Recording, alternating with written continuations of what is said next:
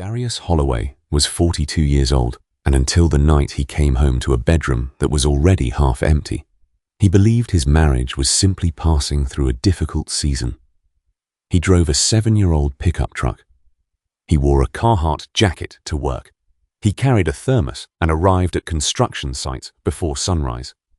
And his wife, Marissa, had quietly decided that all of that made him small. For 8 months, while Darius solved structural problems other engineers could not untangle and managed a private family trust worth 8 figures, Marissa was planning her way out. When she finally sat across from him at their kitchen table, calm and certain, she told him she deserved something better. She said she had found it. The man she was leaving Darius for was, in her exact words, an upgrade. She had no idea she was walking away from the wealthiest private black landowner in the city. She had no idea the man she had reduced to ordinary had never felt any need to announce what he owned. Darius did not argue with her. He did not beg. He walked into his late father's study, opened a drawer he had not touched in 3 years, and looked at a number that could have ended the entire conversation before it ever began. Then he closed the folder and picked up the phone. Before we get into the story, tell me where in the world you're watching from and subscribe, because the next story is one you won't want to miss. Darius woke before dawn without complaint. He did not groan or reach blindly for the alarm. He simply opened his eyes, stayed still for a few seconds, then got out of bed. That was how he handled almost everything. The kitchen was dark and quiet.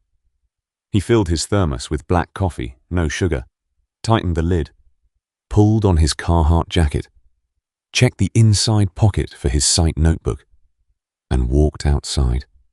His pickup sat beneath the orange wash of a streetlight.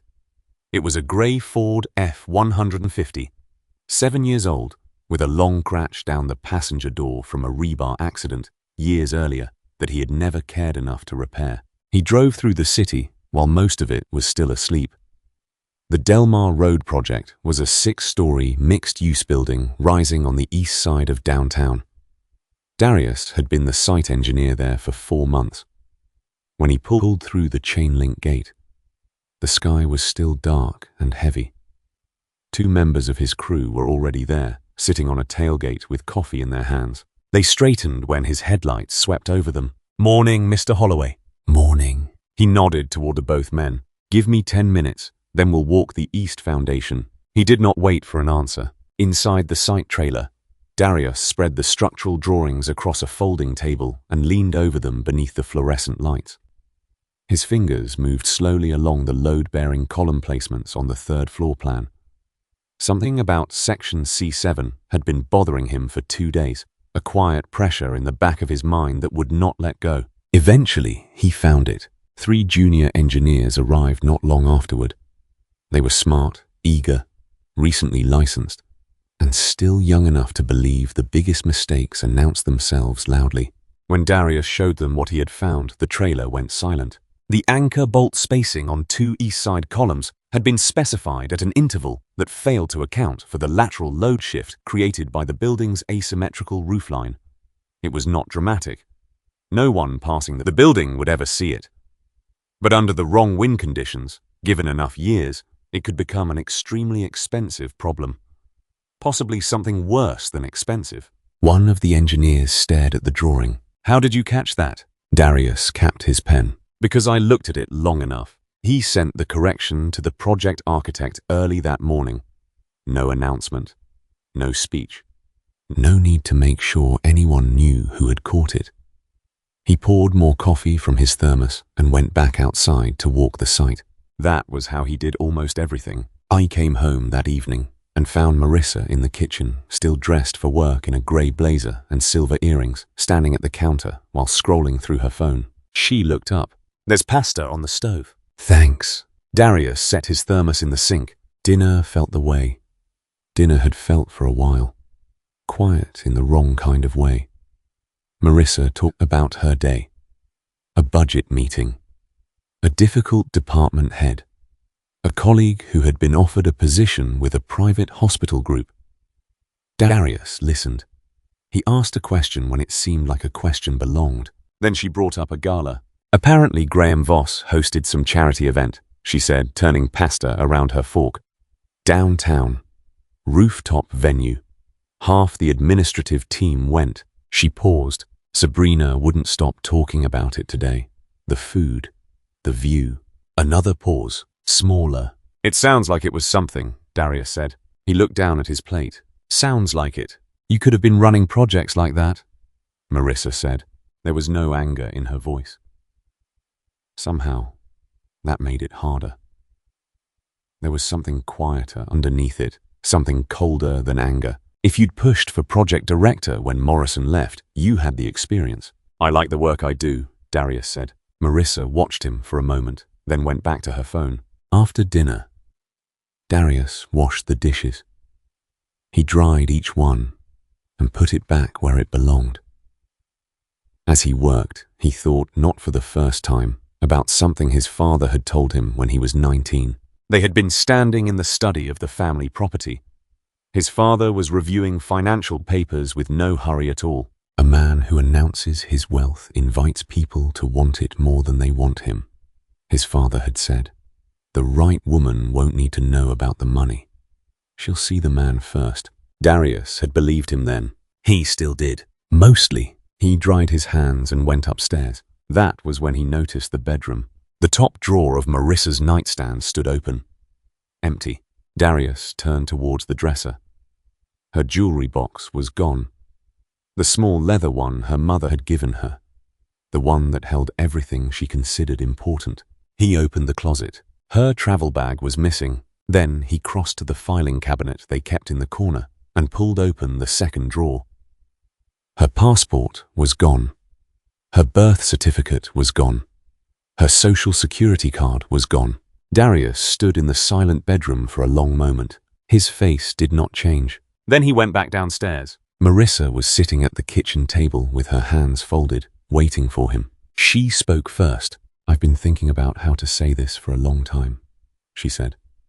I want to say it right. Darius sat across from her and placed both hands flat on the table. She looked composed. That was the word for it. Composed. As though she had rehearsed the conversation in her car, in the mirror, maybe inside Graham Voss's penthouse, while Darius had been walking dark job sites before dawn. Her silver earrings caught the kitchen light. Her blazer was still buttoned. I've been unhappy for years, Darius. She said it the way a doctor might deliver a diagnosis. Carefully. Definitely. As though she had already moved beyond the part where it was supposed to hurt. Not because of anything dramatic. Not because you did something terrible. Just this. She gestured toward the kitchen, the table, maybe toward Darius himself. Toward all of it. This isn't the life I'm supposed to be living. Darius said nothing. I've tried, she continued. I want you to know that I really tried. But I kept waiting for things to grow, and they didn't. And I think... She paused to choose the word. I think I deserve a life with dimension. The refrigerator hummed into the silence. I've been seeing someone, she said, for about 8 months. His name is Graham Voss. The name landed between them like something dropped from a great height. Darius looked at her. His expression did not change. His hands stayed still. Hein gives me the life I should have had, Marissa said. She did not flinch. There was no cruelty in her tone. But there was no apology either. She spoke the way people speak when they have accepted their own version of events so completely that it no longer feels unkind to say it out loud. He's an upgrade, Darius. I know how that sounds, but it's honest. And I think you deserve honesty. An upgrade. She said it as if the matter was simple. As if it were nothing but arithmetic. As if she had already done the math, checked the answer, and found it clean. I've already spoken with an attorney, she said. I'm filing for divorce. I'm not here to argue about it. I just wanted to tell you myself. Face to face. I thought you were owed that much. She folded her hands again and waited. Darius sat with her words for a moment. The kitchen was warm. Outside, a car moved slowly down the street, its headlights sliding across the window before disappearing. Then Darius asked one question. Did you tell him about the properties? Marissa blinked. For the first time, her composure shifted. Only slightly. Not guilt, not fear. Confusion. What properties? Darius held her gaze for one long, quiet moment. Then he stood. He did not explain. He did not raise his voice.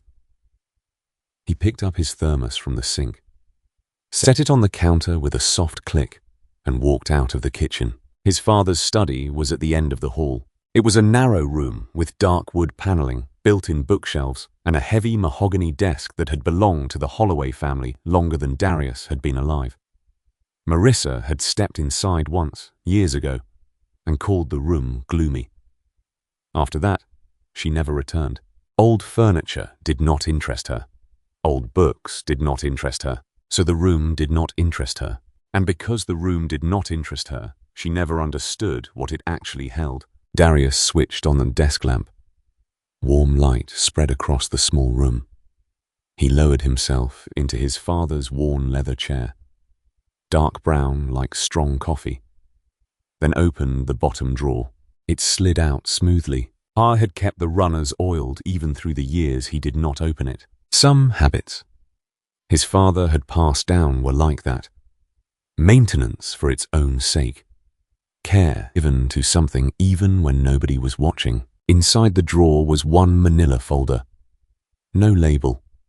Only a narrow strip of tape across the top with a date his father had written in black ink, marking the last formal appraisal. Darius placed the folder on the desk and opened it slowly. The documents inside were arranged exactly the way his father had arranged everything. Clean. Precise. Ordered in a way that told the entire story if you knew how to read it. Property schedules, portfolio summaries, equity positions, fund valuations, and at the back, behind everything else, the most recent independent appraisal of the Holloway Family Holdings Trust. Darius turned to the final page. The number at the bottom was 8 figures. He looked at it for a long time, not with excitement, not with grief, with the quiet attention of a man confirming something he already knew, but needed to see again. Then he closed the folder, returned it to the drawer, and reached for his phone. He dialed a number he had known by heart for years. It rang twice. Darius. His mother's voice was calm. Evelyn Holloway answered the phone the way she answered almost everything, as though she had expected it. "Hey, Mama," he said. "You got time to talk?" Evelyn lived about 20 minutes from Darius's house, in a neighborhood that had barely changed in 40 years. Old oak trees lined the streets, their roots slowly pushing through sidewalks that had been poured decades earlier. The homes were cared for, but never flashy. Solid houses in a solid neighborhood, where people still mowed their own lawns and knew who lived 2 doors down. Darius parked in her driveway later that night. The porch light was already glowing. He climbed the steps, and before he could knock, the door opened. Evelyn stood there in a housecoat and slippers, her silver hair pinned back. Her expression was exactly the same as it had been every time Darius brought something heavy to her door. Not alarmed, not soft, just present, steady in the way. An old tree is steady, not because nothing has ever struck it, but because almost everything has, and it is still standing. "Come in," she said. "Coffee's on." They sat at her kitchen table the way they always had. Darius held his mug with both hands. Evelyn left hers off to one side, untouched, cooling while she listened. He told her everything from the beginning. Marissa, at the kitchen table, composed and rehearsed the word she had used. Upgrade. The flat certainty in her voice when she said it. The 8 months. Graham Voss, the attorney. The divorce papers already moving forward. Then Darius told his mother about the question he had asked and the look on Marissa's face when she heard it. Evelyn listened to the entire story without interrupting. When he finished, the kitchen settled into silence. The old clock above the stove ticked steadily. Evelyn picked up her mug, took a slow sip, then set it down. "She never asked," Evelyn said. "Not once in 12 years. No," Darius said. Evelyn nodded, as if that single fact confirmed something she had carried quietly for a long time. "She never asked because she decided who you were before she actually knew you." There was no anger in her voice, no satisfaction either, only the plain weight of something true being spoken aloud. She looked at the truck. She looked at your work boots. She looked at the way you talked at dinner parties, or the way you didn't talk, and she built a picture of you. Then she lived inside that picture for 12 years and never once thought to check whether it was real. Darius slowly turned his mug between his hands. Your father always said the right woman wouldn't need to know, Evelyn continued, and he was right about most things. But what he meant was that the right woman would be curious enough to find out. She paused. Marissa was never curious about you, Darius. That's the part that should have told you something a long time ago. Darius did not argue. He simply sat with it. Evelyn folded her hands on the table and looked directly at her son. Let me tell you what she walked away from, since she never bothered to ask. What came next was not a speech. Evelyn was not a woman who gave speeches. It sounded more like a quiet accounting, delivered by someone who had helped build the thing being counted and knew every piece of it by heart. The Holloway Family Holdings Trust currently held 11 commercial properties across the city. 4 were in the Meridian Corridor, the stretch of office and medical buildings on the east side, where 3 of the city's largest hospital systems leased administrative space. One of those tenants, Evelyn said, holding Darius's eyes, was the hospital where Marissa worked. The administrative offices, where Marissa sat at her desk every day, where she had climbed through the ranks and built the career she was so proud of, were inside a building owned by the Holloway family. She had been working in Darius's building for 6 years without knowing it. The trust also held 2 industrial warehouses along the northwest edge of the city, a controlling stake in a regional development fund operating across 4 counties, and a portfolio of smaller equity positions that had been quietly compounding for 2 decades. The most recent appraisal placed the total value of the trust's assets at just over $40 million. Darius was the wealthiest private black landowner in the city. He had been for years. She spent 12 years in your house, Evelyn said, and never once asked what your father left you. Not when he died. Not after the funeral. Not once. She lifted her mug again. That doesn't happen by accident. That's a woman who had already decided the answer didn't matter.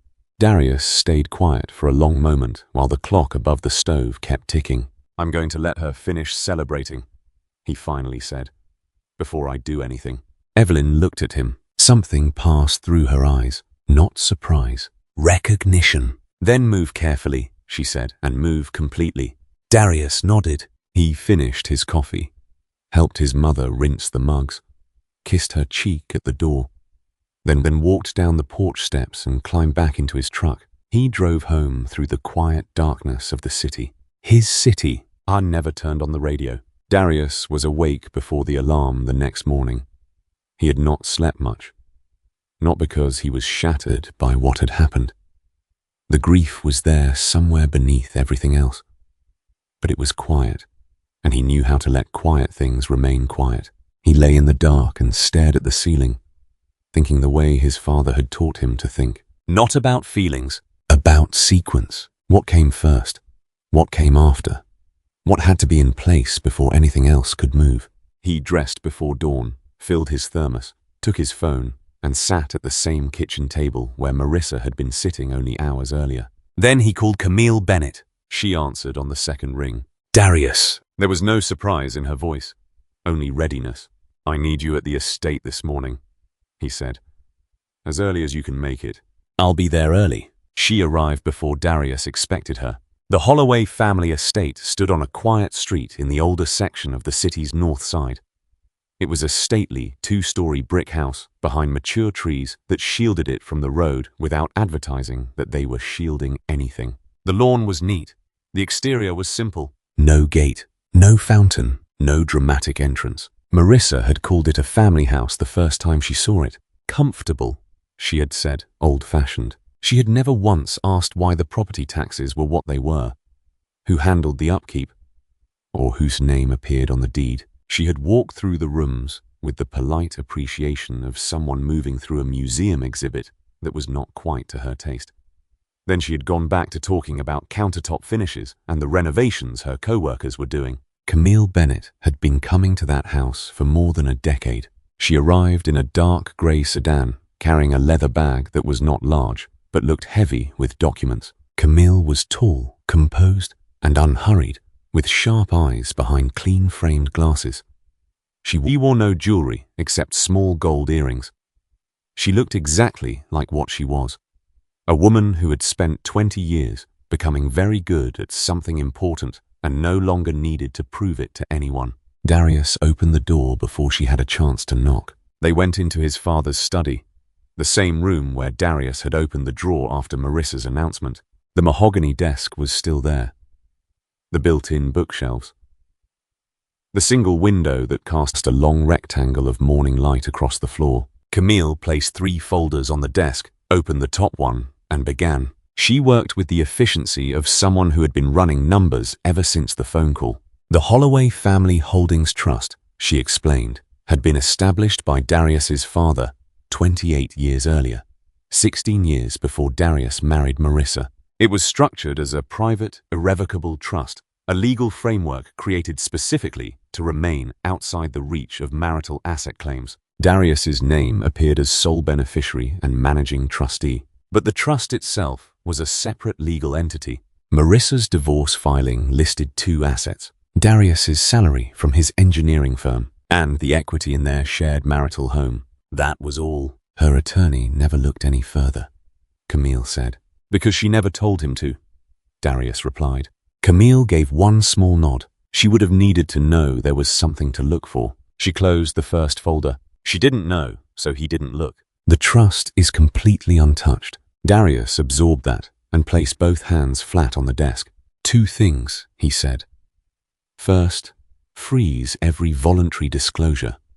Nothing beyond what the law requires in the filing. If her attorney doesn't know to ask for it, we don't offer it. Done, Camille said. She was already writing. Second, Darius paused. I want a quiet audit of Graham Voss's development portfolio. The full picture. Projects, lenders, investors, outstanding obligations. Quiet. I don't want him knowing anyone is looking. Camille looked up from her notepad. Something changed in her expression. Not surprise exactly. More like a chess player watching someone touch a piece she had not expected him to move. I can have preliminary findings by the end of the day, she said. Then let's get started, Darius replied. The summary reached him later that evening through a secure message from Camille's office. Darius read it at his father's desk, sitting in the same worn leather chair, surrounded by the same evening silence. Graham Voss's flagship downtown development, the glass and steel mixed-use tower he had spent the previous 2 years pitching to investors and featuring in nearly every profile written about him, was leveraged at almost twice its actual appraised value. I had borrowed against projected returns that never materialized. 3 private lenders were currently holding paper on the project. Darius read that line twice. Then he kept going. 2 of those 3 lenders were men whose names he recognized immediately. Both were investors in the Regional Development Fund, the same fund in which the Holloway Family Holdings Trust held a controlling position. Darius set the papers on the desk. He looked at them for a moment. Don't make any calls yet, he said. The room remained quiet. The evening light stayed still. Hon picked up his thermos. Across the city, Marissa stood at the floor-to-ceiling windows of Graham's penthouse with a glass of red wine in her hand. The apartment sat 14 floors above the street. Below her, the city spread out in lights and motion, a clean grid of streets stretching in every direction. It was the kind of view that could make a person feel important simply for standing in front of it, as though the city itself had been arranged for their benefit. Marissa had unpacked her best jewelry earlier that day. She had placed it on the vanity in the master bathroom, the one with marble surfaces and heated floors. For the first time in a long while, she had felt as if everything had finally landed where it belonged. Later that evening, she called her brother, Quentin. He answered after a few rings. Hey, he said. His voice was the same as always. Low, steady, a little careful. I just wanted to call, Marissa said. She moved away from the window and sat on the edge of the long white sectional. Let you know I'm good. Better than good, actually. Yeah? Quentin, you should see this place. She laughed, and the sound came easily. The view alone. I mean, it's something else. We went to dinner last night at Rowan's. The actual Rowan's, not the downtown location. The original one. Quentin said. Marissa waited for more. Nothing came. You're not going to say anything? I'm listening. You sound like you're at a funeral. I'm not, he said. I'm glad you're okay. I'm more than okay. She leaned back against the cushions. I feel like myself again. Like the version of me that got a little, I don't know, buried over the last few years. Quentin was silent for a moment. Then he asked, have you talked to Darius? Marissa let out a breath. Briefly.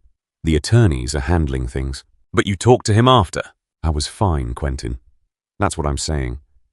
That's exactly what I expected from him.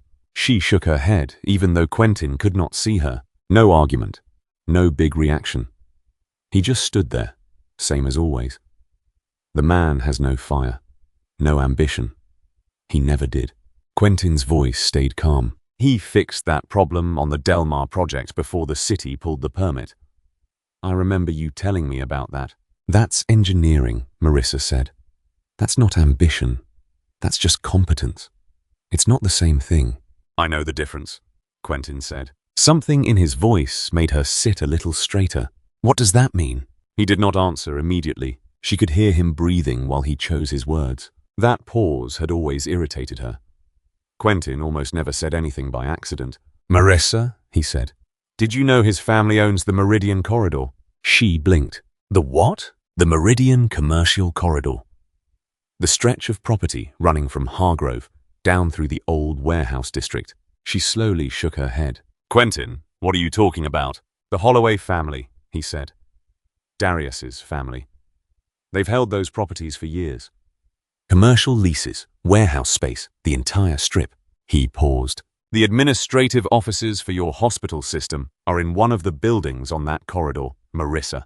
Something shifted in her chest. Small, quiet. That's... She stopped herself. Quentin, where are you getting this? I looked into it, he said. After you called me last week, something didn't sit right. I wanted to understand. Another pause. I'm not trying to be dramatic. I'm telling you what I found. Darius is an engineer, Marissa said. Her voice remained steady because she made it remain steady. He works for a firm. He drives a 7-year-old truck. I know what he drives, Quentin said. Then you understand why what you're saying sounds... Marissa. His voice was quiet. Not sharp. Not heated. Just quiet enough to stop her. I'm not asking you to do anything. I'm asking if you knew. The silence stretched between them. Outside, city lights glittered against the dark. Far below, a horn sounded and faded away. You're being dramatic, Marissa said. Quentin did not argue. That was the thing about Quentin. When he knew he was right, he rarely argued. He simply let silence do the work. I have to go, Marissa said. Okay. Call me if you need to talk. She ended the call. For a while, she stayed on the sectional without moving. Then she got up, rinsed her wine glass, and went to bed. The sheets were expensive. The room was cool and quiet. The city hummed far below in that distant, unreachable way that should have felt luxurious. Marissa stared at the ceiling. Did you tell him about the properties? Darius's voice returned to her exactly as it had sounded in the kitchen. Flat. Unhurried. With nothing beneath it that she had been able to read. The question he had asked and refused to explain. The question she had barely thought about until now. What properties? That had been her answer. And Darius had walked away. She turned onto her side and closed her eyes. She tried to place the question inside some ordinary context. Something small. That could explain why a man like Darius would have properties worth mentioning at all. Nothing fit. Lying in the expensive darkness, she tried to remember whether she had ever asked Darius, even once, what his father had left him. The answer settled inside her like something cold. She had not. Darius was back at the site before sunrise. Same truck. Same thermos. Same worn boots on the same packed ground. The sky was still dark around the edges when he pulled through the gate, and the security light above the trailer door clicked on as he stepped out. He stood for a moment with both hands around the thermos and looked at the skeleton of the building rising in front of him. Concrete and rebar, the bones of a thing. He gave one small nod to himself and went to work. His crew began arriving as the morning opened up around them. Darius was already crouched near the southeast corner of the foundation with a flashlight in one hand, checking a stretch of rebar placement that had bothered him since the previous pour. The spacing was off. Not dangerously, but enough. He marked the section with orange chalk and clipped a note to the foreman's clipboard before the foreman arrived. That was Darius. I never waited for someone else to discover a problem. The calls began later that day. He made them from his truck during lunch. Engine off. Off. Windows down. Thermos on the dashboard. 2 calls, both to men who had known his father for decades. Men who had sat at the mahogany desk in the family study, negotiated over coffee, and never needed the same thing explained twice. The first call went to Everett Langford. Everett was 71, a private equity veteran with 3 commercial developments under management across the metro area. He answered quickly. Darius Holloway. His voice was warm and broad, like walking back into a room you already knew. I was wondering when I'd hear from you. I should have called sooner, Darius said. You're calling now, Everett replied. What are you thinking? I'm thinking the trust has been quiet long enough. Darius looked through the windshield at the construction site. I'm thinking it may be time to let people know who they're dealing with. There was a pause. Then Everett made a low sound that was not quite a laugh, though it carried the same warmth. Come see me later this week, he said. Bring Camille. The second call was to Julian Cross. Julian was 63, a real estate attorney who had helped draft 3 of the original trust documents beside Darius's father. He said very little. He listened, asked 2 questions. Then he said, I'll make sure the right people know you're moving. Darius thanked him and returned to work. Word traveled the way it always traveled in private circles. Not loudly, not quickly, but with the particular weight that comes from the right people, saying the right things to the right ears. By the end of the week, people in certain rooms understood that the Holloway Trust was repositioning. No announcement, no press, just the quiet shift in attention that happens when serious money decides it is finished standing still. The Commercial Development Summit filled a large ballroom with high ceilings, round tables, a stage at the far end, and a panel setup waiting beneath bright lights. It was the kind of event where networking began before anyone officially took a seat. Business cards moved like currency. Conversations started in doorways, near the coffee station, along the walls, and between people who had already learned how much could be decided before a meeting ever began. Darius wore a dark jacket over a clean button-down shirt. No tie. He carried a legal pad, a pen, and nothing else. I had barely passed the registration table when the first handshake found him. A city planning commissioner named Vernon Shaw clapped Darius on the shoulder as if they had spoken recently, though nearly 2 years had passed since their last conversation. Then came Elise Warren from the Regional Development Board. She smiled when she saw him. Tell me the trust is finally going to put something on the Hargrove end. Before Darius could answer fully, Everett Langford appeared from the left and introduced him to 2 men whose names Darius already recognized from his father's files. None of these people belonged to Marissa's world. None of them had ever come up over dinner. Darius moved through the room exactly the way he moved through a construction site. Unhurried, deliberate, present. Later, a woman from the summit's organizing committee found him near the coffee station. Would you be willing to join the afternoon panel on private land development in the urban core? She asked. We had a cancellation, and with the trust's portfolio, you're exactly who that conversation needs. Darius looked at her. When do you need me? This afternoon. I'll be there. Not long before the lunch break, a developer named Nolan Pierce pulled him aside. Nolan was in his mid-50s, steady and careful with language. He did not spend words unless he thought they were worth spending.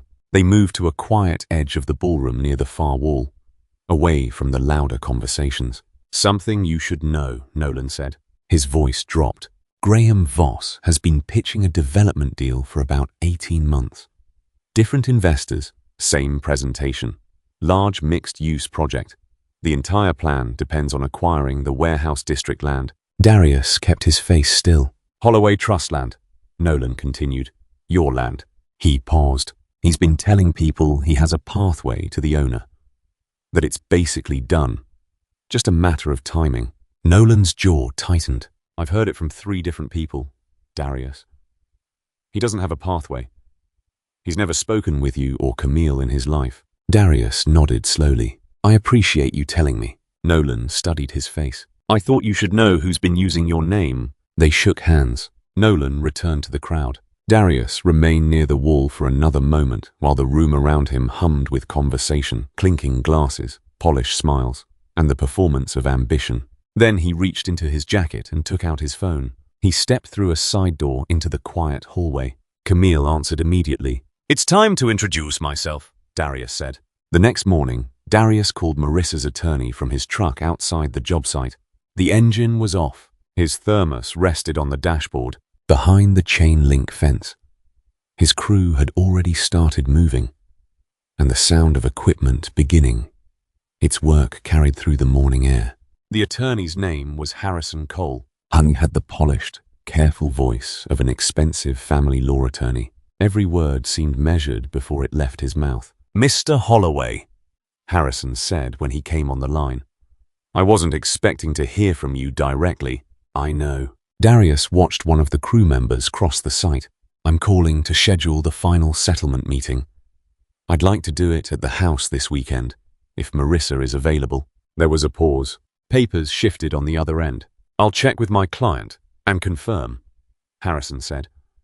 "Is there anything specific you'd like to address before we—" "I'd like 15 minutes alone with her before the attorneys come in," Darius said.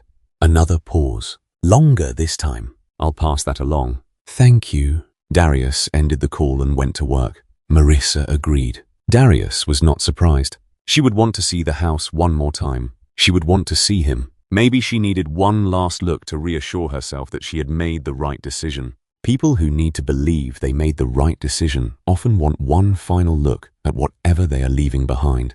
The morning of the settlement was grey and still. Darius pulled into the driveway and stayed in the truck for a moment. He looked at the front door, at the small maple tree in the yard that had grown another foot since they planted it together, at the garage where his father's old drafting table still sat behind the lawn equipment. Then he picked up his thermos and stepped out. Marissa was standing in the living room when he entered. Her arms were crossed, but not defensively. It looked more as though she were holding something inside herself in place. She looked good. She had always looked good. That had never been the problem. "Darius," she said. "Marissa." I did not sit. Neither did she. Darius placed his thermos on the side table by the door, in the same spot where he had left it nearly every morning for 9 years. Then he looked at her. "I'm going to tell you some things," he said. "Not to hurt you. You made a major decision, and you deserve to understand what you actually decided." Something moved through her eyes. Not fear. Attention, Darius told her. I explained the trust, how it was structured, and how his father had built it over 3 decades. I told her about the commercial corridor, including the building where her hospital's administrative offices paid monthly rent to a property management company that answered to the Holloway Trust. I told her about the industrial warehouses, the development fund, the controlling stake. Then he told her the valuation, the actual number. Plainly, no theater, no pause designed to impress her. He watched her face. At first, she did not believe him. Her expression stayed smooth and skeptical, the look of someone waiting for the trick to reveal itself. Then the skepticism began to crack. Darius could almost see the arithmetic starting behind her eyes. 12 years of mornings in that house. The old estate she had called comfortable. The study she had dismissed as gloomy. The truck, the work boots, the job sites, the family name. All of the pieces began rearranging themselves into a picture she had never bothered to assemble. Then the calculations stopped. Something quieter took their place. Something harder to watch. "Why didn't you tell me?" Marissa asked. Her voice was smaller now. "My father told me the right person wouldn't need to know," Darius said. "I believed him. Maybe I was wrong too." He paused. "But Marissa, I showed you who I was every single day. I showed up. I fixed what was broken. I sat at that table and listened while you talked about what you deserved and what you wished your life looked like." His voice never hardened. "I never hid who I was. You decided that who I was wasn't enough before you ever thought to ask whether there might be more." Marissa uncrossed her arms. Her hands fell to her sides. "Is there any way?" She could not finish. Darius shook his head. One small, clean movement. "The papers are already signed." Marissa stared at him for a long moment. Darius held her gaze. "I hope things get easier for you," he said. I meant it. Not warmly, but truthfully. There was no anger left in him. Somewhere between his mother's kitchen and that development summit, he had set it down. I did not need to pick it back up. Darius turned, opened the front door, and called toward the driveway, where Camille was waiting in her car. He left Marissa everything she had requested, every piece of furniture she wanted, every account she had listed, every item in the settlement request submitted through Harrison Cole. Darius took his father's mahogany desk, the drafting table from the garage, a small frame photograph from the study wall, and his tools. That was all. He carried the final box outside himself and placed it in the bed of the pickup. Then he climbed into the driver's seat, started the engine, and pulled away without looking back. He still had one more meeting. Graham's building rose 12 stories in glass and polished concrete in the center of the downtown development corridor. It was the kind of building designed to make a statement before anyone walked through the front doors. Darius had passed it hundreds of times and never once stopped. He pulled into the parking structure. Camille was already waiting beside her sedan, wearing a charcoal blazer with a leather portfolio under one arm. Her expression was the same as always. Composed, focused, ready. His partner's name is Julian Cross, she said as Darius stepped out of the truck. He's been with Graham's firm for 6 years, handles investor relations. Good, Darius said. They entered the elevator together. The conference room was on the 10th floor. Floor-to-ceiling windows surrounded a long table made of pale birch. A mounted screen at the far end displayed the opening slide of a pitch deck. Bold type, aerial photography, projected returns arranged in clean columns. Graham Voss was standing when they walked in. He looked exactly the way Darius expected him to look. Tall, well-dressed. The kind of man whose handshake arrived before his words did, firm and practiced. Darius, Graham said with a wide smile. He said the name as though they were old friends. Great to finally sit down. I've heard a lot of good things. Mr. Voss, Darius said. He shook Graham's hand. I did not smile. Julian Cross sat at the far side of the table. He looked younger, cautious and observant. The kind of man who watched a room before committing himself to anything. He nodded toward Darius, then glanced at Camille. This is Camille Bennett, Darius said. She handles our legal and financial affairs. Graham motioned toward the chairs. Please, sit. Can we get you anything? Coffee, water? No, Darius said. Thank you. They sat. Graham settled into the chair opposite Darius, with the practiced ease of a man who had done this in countless rooms and believed every room eventually belonged to him. So, Graham began, looking toward the pitch deck. I put together some material that I think will give you a real sense of what we're building here. The vision, the numbers, the trajectory. I think once you see the full picture... I don't need the deck, Darius said. Graham stopped. The smile remained but tightened around the edges. All right, he said slowly. What would you like to start with? Darius opened the leather folio he had brought inside.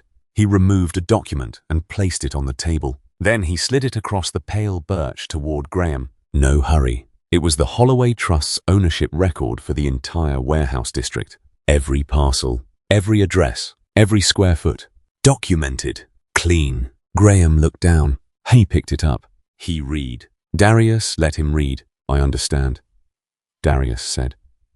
That for the past 18 months, you've been pitching investors on a development deal, a flagship project, and that your pitch has described a pathway to this land. Unlet the words settle. I'm that pathway. I waited one more beat. I'm here to close it. The smile disappeared from Graham's face. He placed the document back on the table. Then he looked at Darius. Really looked at him. Perhaps for the first time since the meeting began. Darius, I think there may be some... The Holloway Trust holds a controlling position in a regional development fund. Darius continued. He did not raise his voice. I did not lean forward. He sat exactly as he had been sitting. 2 of your current private lenders are investors in that fund. Our position gives us standing to ask questions about how collateralized loans are being used. Darius paused. Those questions have already been asked. The answers are uncomfortable for your current projects. Julian stopped moving on his side of the table. Graham became very still. I'm not here to threaten you, Darius said. I'm reporting facts. Facts that exist independent of this meeting and will continue to exist after it. He looked down at the ownership record between them. The land is not for sale.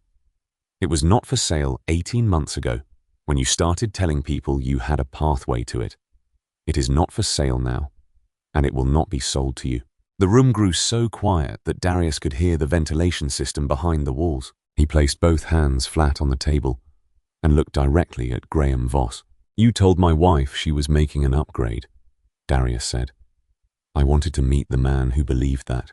He studied Graham for one long moment. "Measured, unhurried, without cruelty. Now I have."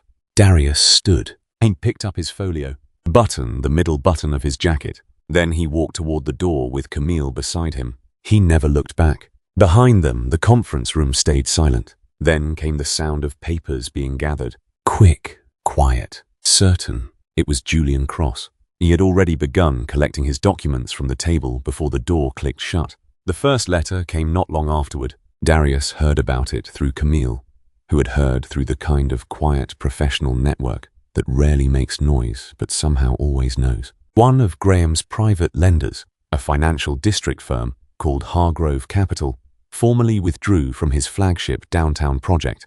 The official reason was clean and bureaucratic. Unresolved collateral concerns pending further review. 5 words. In the development world.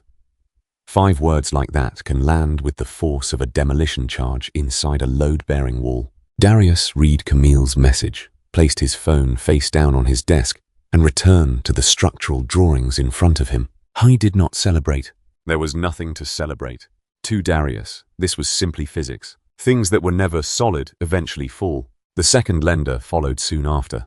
They did not send a letter. They sent a representative. A young woman in a grey suit arrived at Graham's office, asked for a short meeting, and left far sooner than anyone expected. Word travelled that same day. In the development community, exits like that do not remain private. They move through lunch tables, phone calls, and the pauses between sentences at industry gatherings. People who had watched Graham's flagship project with cautious optimism began watching it with something very different. Without the Holloway Trust's warehouse district as its foundation, without those parcels, those addresses, those clean square feet, Graham had promised investors for 18 months. The pitch had nothing solid left beneath it. No anchor, no pathway, only projections on a screen and a man whose numbers did not hold up once somebody studied them closely. The third investor passed. They did not bother with a formal letter. Julian Cross released a public statement later, posted on the firm's website in carefully neutral language. "I was pursuing other opportunities. I wished Graham's ventures well. He said the decision had been made sometime earlier and expressed gratitude for the years of collaboration." The statement was 12 sentences long. It said almost nothing directly. It communicated everything. Not long after that, the penthouse appeared in the business news, not the apartment itself, but a line item inside a financial disclosure that a local reporter had uncovered. Mortgage, not a purchase, not an investment, debt wrapped in floor-to-ceiling windows, and a prestigious downtown address. The charity gala sponsorship followed. The same gala Marissa's co-workers had attended the year before. The same event she had mentioned over dinner while Darius sat quietly across from her. The sponsorship was withdrawn without ceremony. The organization's communications director said only that sponsorship arrangements were reviewed regularly. She said it pleasantly. She declined to say anything more. The city's development community was a small world. It ran on reputation, on who said yes to whom, on whose name made people lean forward when it entered a room, on whether the story someone told about himself matched what his balance sheet showed. When a person who knew how to read it finally looked closely. A reputation built on projection instead of substance does not simply fade in a world like that. It corrects, sometimes sharply. Graham Voss's correction had begun. Marissa was still standing inside it when the first cracks showed. She watched the change the way someone watches a thin line spread across a ceiling, slowly at first, then steadily enough to understand that it had always been moving toward the center. She did not talk much about it. There was not really anyone to talk to.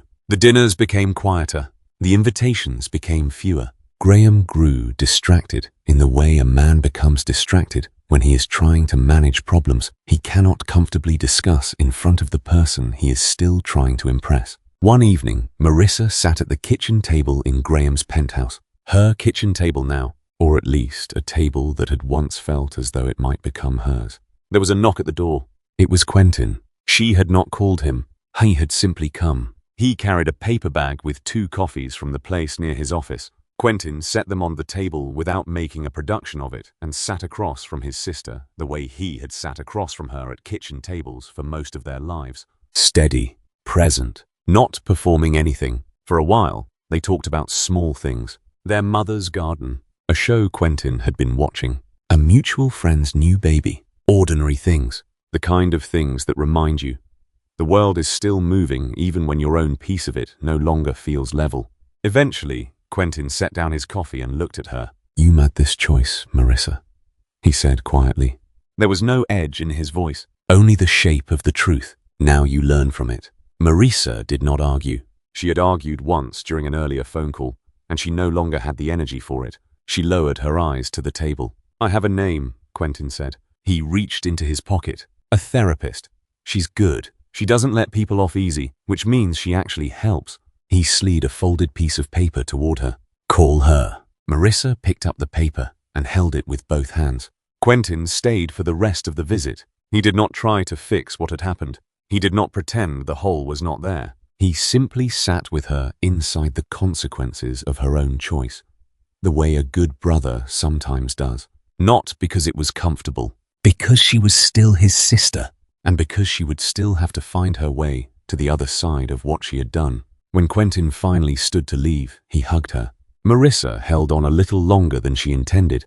Quentin drove home through streets still glowing with the last light of evening. His hands rested loosely on the steering wheel. The radio played low. His chest felt heavy in the way it does when grief and love press against each other, and there is no clean way to separate them. I thought about the folded piece of paper Marissa had held between both hands. He thought about the way her voice had sounded when she called him earlier. Not triumphant anymore, not certain, just tired. I hoped she would call the therapist. I believe she probably would.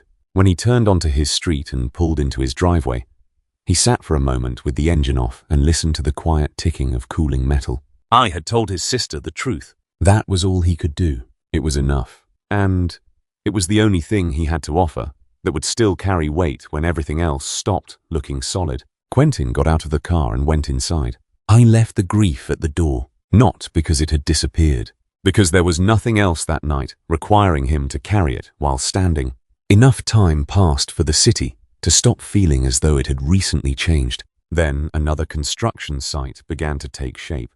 It covered 3 blocks in a part of the city the development community had called underserved for 20 years while doing almost nothing about it. Underserved was a polite word. It meant ignored, passed over, left to manage its own slow decline without serious intervention or investment. The buildings that still stood on the surrounding blocks looked tired but not defeated. The people who lived and worked there carried the particular dignity of people who had never been handed very much and had built something anyway. Darius had driven through that neighborhood for years. I knew the corner store on Delmar with the hand-painted sign. I knew the church on 5th with the broken gutter that had gone unrepaired for a decade. I had learned to look at places the way his father taught him, not at what was missing, at what the bones could still hold. And the bones there could hold a great deal. The Holloway Trust's first publicly announced urban project had already broken ground. The permit hung on the construction fence inside a clear plastic sleeve, ordinary and bureaucratic, lifting slightly whenever the wind moved through. Darius Holloway, Principal Developer, Holloway Family Holdings Trust. His name was printed there in plain black letters, visible to anyone who walked past and cared enough to read. Darius had not given a speech. I had not issued a press release. Camille handled the planning commission filings. Someone at the commission apparently mentioned the project to someone at the business desk of the city paper, because a short article appeared. A few paragraphs about the project, a few more about the trust, and a brief mention of Darius, his phone filled with messages from people he had not heard from in years. He answered only a few. I was not new to the work. I was new to doing the work under his own name, in full view. without the comfortable cover of anonymity his father had taught him to wear. It felt different, not worse, just different, like stepping outside after spending so long.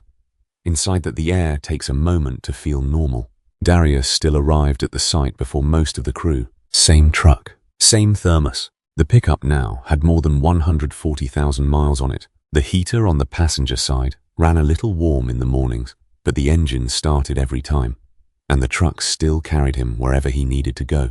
He had thought once or twice about replacing it.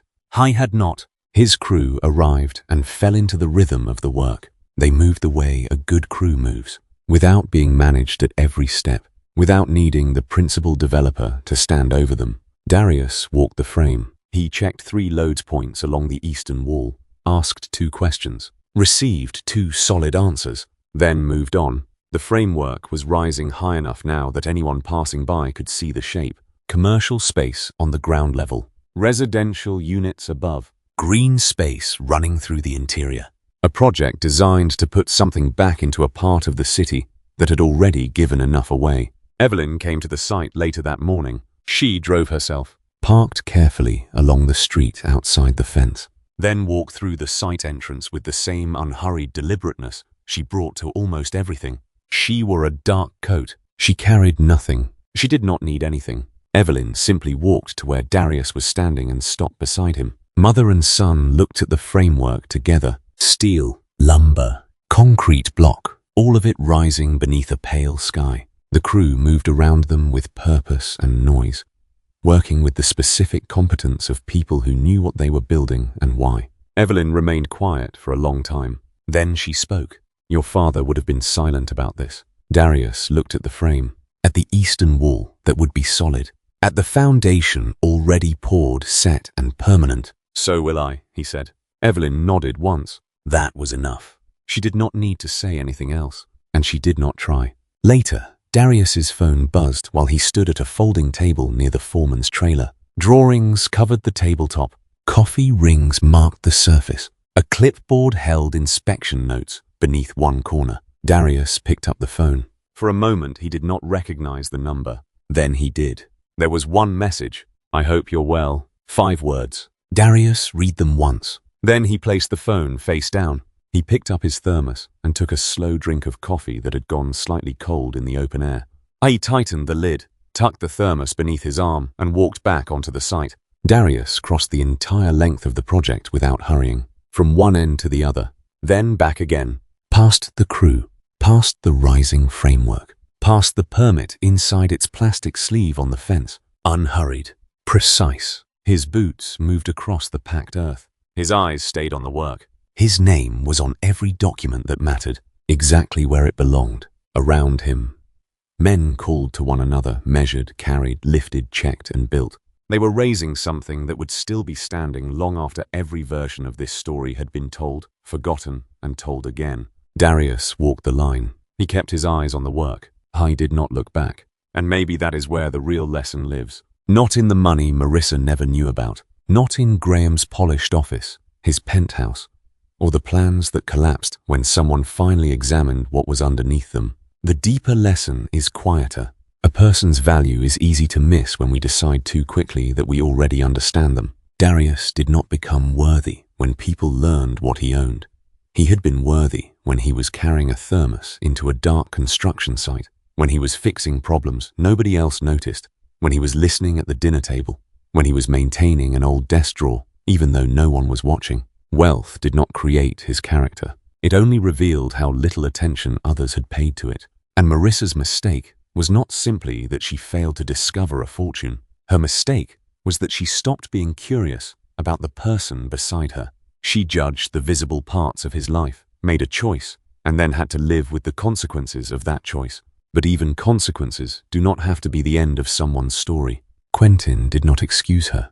He did not shame her either. He told her the truth, offered her help, and stayed long enough to remind her that accountability and compassion can exist in the same room. That matters, because real strength is not always loud. Sometimes it looks like walking away without cruelty. Sometimes it looks like admitting that you were wrong. Sometimes it looks like helping someone face what they have done without pretending it did not matter. And sometimes it simply means continuing to build something good after a painful chapter has ended. People deserve to be seen for how they live, how they treat others, what they repair, what they carry, and what they choose when no one is applauding. Titles can change, money can disappear, Appearances can fool us. but character leaves a foundation. And if we learn anything from Darius's story, maybe it is this. Stay curious about the Torah.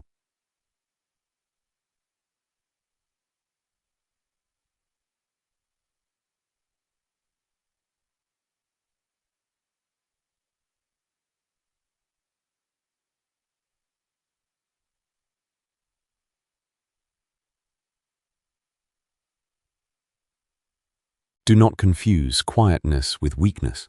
Do not mistake simplicity for failure. Choose carefully. Take responsibility when your choices hurt someone. And whenever life gives you the chance, build with kindness, honesty, patience, and enough humility to see the person in front of you before you decide what they are worth. I hope you enjoyed this story. Be sure to like the video and subscribe so you don't miss the next one. I've picked out 2 more stories for you that I think you'll really enjoy.